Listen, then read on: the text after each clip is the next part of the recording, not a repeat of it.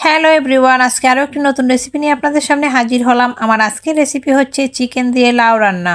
তো চলুন আপনাদের সঙ্গে রেসিপিটি শেয়ার করি। রেসিপির জন্য প্রথমে কড়াইটা গরম করে দিয়ে দিলাম সয়াবিন তেল, আর এখানে দিয়ে দিচ্ছি 2টা শুকনো মরিচ, তেজপাতা, দারচিনি, এলাচ, লবঙ্গ, গোলমরিচ আর পেঁয়াজ কুচি। তো এগুলোকে একটু ভেজে নিচ্ছি।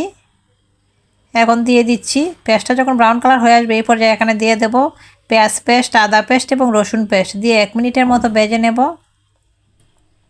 1 মিনিট পর এখানে গুঁড়া মশলাগুলো অ্যাড করে দিচ্ছি।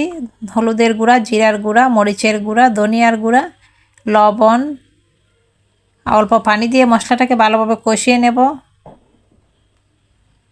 মশলাটা যখন খুব ভালোভাবে কষানো হয়ে আসবে এই পর্যায়ে এখানে দিয়ে দেব চিকেনগুলো। এখন দেখতে পাচ্ছেন মশলাটা কষানো হয়ে এসেছে, দিয়ে দিচ্ছি, নেড়ে দিচ্ছি। নেড়ে খুব ভালোভাবে চিকেনটাকে আমি কষিয়ে নেব। কয়েকবার নেড়ে চেড়ে চিকেনটাকে কষিয়ে নিয়েছি। দেখতেই পাচ্ছেন খুব ভালোভাবে তেলটা উপরে উঠে এসেছে। এই পর্যায়ে এখন লাউগুলো অ্যাড করে দিলাম, দিয়ে নেড়ে দিচ্ছি। এখন ঢাকনা দিয়ে লাউটাকেও চিকেনের সঙ্গে ভালোভাবে কষিয়ে নেব।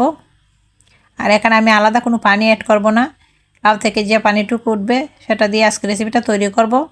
এখানে আলাদা কোনো পানি অ্যাড করব না। দিয়ে দিলাম কাঁচা মরিচ, আরও কিছুটা সময় আমি জাল করে নেব। আমার রেসিপিটা অলরেডি হয়ে এসেছে।